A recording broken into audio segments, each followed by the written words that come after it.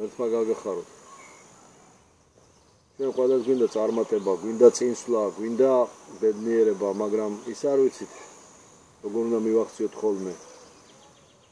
ბედნიერებისკენ მისაღწევი გზა გადის ტანჯვაზე, გადის ყვაწყლზე, გადის ლოცვაზე, გადის მარხვაზე, გადის ჩვენს გულებზე, გადის წარმატებებზეც და გადის, ვთქვათ, ეგრეთ წოდებულ წარუმატებლობებზეც. ჯამში ჩვენ გამოცდილებას ვიღებთ, ქრისტეს მიერ გამოცდილებას. ჭეშმარიტებისკენ მიმავალი გზა, ეს არის ტანჯვით ახსავსე გზა. რა თქმა უნდა, ჯობია ადამიანმა ზოგჯერ ჭეშმარიტების მიღწევის გზაზე წარუმატებლობა განიცადო, ვიდრე სიცრუისა და ცოდვის გზაზე ეგრეთ წოდებული წარმატება განიცადო. ბოლოს და ბოლოს წარმატება და წარუმატებლობა მიწიერ ცხოვრებაში სიმბოლურია და თავისთავად არაფერსაც არ ნიშნავს პრინციპში. თავარი არის ადამიანმა ჭეშმარიტებას მიაღწიოს და ადამიანის ძალისხმევა სწორად იყოს მიმართული. ჩვენ ხშირად გვინდა ვიმეორებ ჭეშმარიტების და წარმატების მიღწევა, მაგრამ ქრისტეს გარეშე ვცდილობთ ხოლმე ამას და ვარდებით ისეთ ცოდვაში, რომელიც ხშირად ღმერთის გარეშე განღრთობის სურვილს გულისხმობს. ღმერთის გარეშე ვერავინ ვერ განიღრთობა, ანუ ღვთაებრივი მადლის გარეშე, ქრისტეს მადლის გარეშე ვერავინ ვერ განიღრთობა. ყველამ უნდა ვიცოდეთ, რომ არჩევანი სწორი მორალური ცხოვრებისა, ეს არის არჩევანი სრული, არჩევანი იმ არადიფერენცირებული, არადანაწევრებული ცოდნისა, ტრანსცენდენტული და თუნდაც იმანენტური ცოდნისა და არა დანაწევრებული ცოდნისა, რომელიც ჩვენ ასე გვჭირდება და რომელიც მოცემულია მართლმადიდებელ სარწმუნოებაში.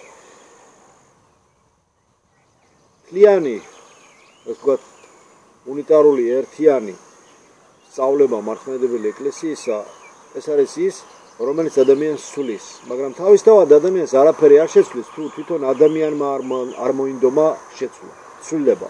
პირველი რაც აუცილებელია ადამიანისთვის, რომ მას უნდა უნდოდეს, რომ შეიცვალოს უკეთესისაკენ. უნდა ადამიანს სურდეს ის, რომ ცოტათი მაინც, ერთი ნაბიჯით მაინც ადამიანს, ოჯახს, ერს სურდეს, რომ ერთი ნაბიჯით მაინც ცოტათი წინ წაიწიოს და არა მოჯადოებულ ერთ წრეზე იტრიალოს და იაროს, მუდამ ერთი და იგივე შეცდომა სხვადასხვანაირად ჩაიდინოს. ერთი და იგივე ქვაზე, სხვადასხვა დღეს, სხვადასხვანაირად წამოკრას ფეხი და დიაგნოზი დაესვას იმისა, რომ ერთი და იგივე შეცდომას იდენს მრავალფეროვანად. და ჯამში ტრიალებს, ასე ვთქვათ, ცოდვის რაღაცნაირ ციკლურ წრეზე, რომელიც მხოლოდ წრე არის და გვერდიდან რომ შეხედო სპირალს არ გავს, ამ ძევით მიდის არც ქვევით.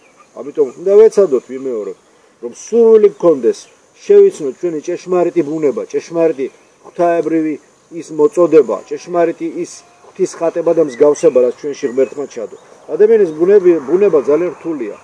იგი განვითარებადი არსება, იგი ღია სისტემაა. იგი არის სისტემა, რომელშიც ძალიან ბევრი რამე შედის, ძალიან ბევრი რამე გამოდის. მაგრამ ადამიანი უკეთესი ხდება მაშინ, როცა მისი მორალური ცხოვრების წესი ქრისტიანულ სტანდარტებს, ქრისტიანული ცხოვრების რეჟიმებს, იმ თავარ ფუნდამენტალურ ცხოვრების ცნებებს ემყარება, რომელიც ჩვენ ქრისტემ მოგცა.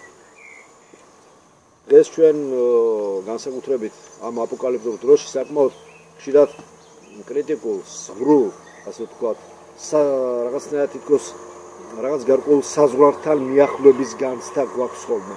განცდა იმის, რასაც ქვია, რომ იმის იქით ადამიანმა უკვე უნდა შეიცნოს თავის თავი, შეიცნოს უფალი ჩვენი იესო ქრისტესკენ მიმავალი გზა. უკვე ადამიანი ისეთ გზნობას განიცდის, როდესაც მივა იმ ზღვარამდე, რწმენა არ რწმენისა, რომ მან ან უნდა ირწმუნოს, ან უკან დასახევი გზა აღარ აქვს და იგი შეიძლება თვით განადგურებას ან განადგურებას მიეცეს. მიიღოს უნდა გადაწყვეტილება ქრისტეს მიერ ცხოვრებისა, უნდა მივიღოთ გადაწყვეტილება იმისა, რომ ვიცხოვროთ სინანულით, ვიცხოვროთ ლოცვით, მართლმადიდებელი ცხოვრების წესით. უნდა ვიცხოვროთ ისე, რომ არ შეგვეშინდეს იმ შედეგებისა, რაც ჩვენმა გადაწყვეტილებამ შეიძლება მოიტანოს. ანუ სწორი და მართალი გადაწყვეტილება, სწორ და მართალ შედეგებს მოგცემს. არ უნდა დაგვაიცნოს, რომ ვინც არასწორ გადაწყვეტილებას იღებს, იგი უკვე უნდა ელოდოს და მან უკვე უნდა გაითვალისწინოს ის, რომ არასწორი შედეგებიც მოყვება იმ არასწორ გადაწყვეტილებას. უფრო მეტი მნიშვნელობა უნდა მივადიჭოთ სულიერ ცხოვრებას, უფრო მეტი მნიშვნელობა უნდა მივაჩინიჭოს იმას, რასაც ქვია განწყობა ადამიანისა ღვთაებრივისაკენ მისწრაფებაში, განწყობა. რეგულარული უნდა იყოს ჩვენი ლოცვა, რეგულარული უნდა იყოს ჩვენი ვედრება, რეგულარული, სისტემური. სისტემატიური. არ უნდა იყოს ეს რაღაც ჩავარდნა, რომელიც რაღაც დიდი პაუზის შემდეგ კიდევ ერთ ჩავარდნას აღნიშნავს. ეს უნდა იყოს რეგულარული, სისტემური. არ არის აუცილებელი ადამიანმა ნახტოვებითი აროს წინ. თანდათანობით ისვლა ქრისტესკენ. ამ ჩვენ ცხოვრებაში უნდა გამთავისუფლდეთ იმ უარყოფითისაგან, იმ გაუცნობიერებელი თუ გაცნობიერებული ცოდვებისაგან.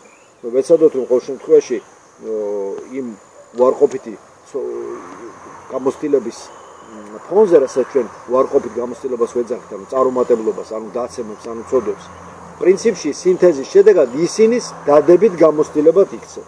ისინის დადებით გამოცდილება იქცენ ჭეშმარიტებისაგან მიმავალ გზაზე. მთლიანობა უფალში ჩვენში იესო ქრისტესი მოიპოვება დიდი, როგორც აღნიშნე, ტანჯვითა და ლოცვითა და ვედრებით. ტანჯვით არა იმისთვის, რომ ტანჯვა ტანჯვისთვის, არამედ ვინც ისწავლა სწორი და მართალი ტანჯვა ქრისტესთვის, იგი განთავისუფლდა ტანჯვისაგან. ჯვარის პირთველობით, ერთმანეთის შეწევნით. და რა თქმა უნდა, როგორც წმინდა იოანე ღვთისმეტყველის ტაძრის მოძღვარი და იოანე ღვთისმეტყველის ტაძრის მრევლს პირველ რიგში მიმართავ სიყვარულის მაგალითით, სიყვარულის სწავლით, სიყვარულის მართალი ქმედებითა და სიყვარულებრივი გონებით და გულით ანთებული მიმართული ღვთისაკენ ძალისხმევით გზის გასახსნელად უნდა ვიაროთ წინ. გზა ხსნილია, გაღებულ კარებს გაღება აღარ უნდა. ვინც გაღებულ კარებში თავპირს იმტვევს, მან თავის თავს დააბრალოს, თორემ ქრისტემ გახსნა სასუფეველის გარეთ. ამიტომ ვეცადოთ რომ სწორი ძალისხმევით, მართალი ძალისხმევით, მართალი მეტყველებით, მართალი აზროვნებით ვიაროთ წინ ქრისტესაკენ, მართლმადიდებელი ეკლესიის სწავლებით და ჩვენი უფალი ჩვენ იესო ქრისტეს, ყოვლადწმინდა ღვთისმშობლის, წმინდა იოანე ღვთისმეტყველის და ყველა წმინდანის ლოცვა კურთხევით. ამინ.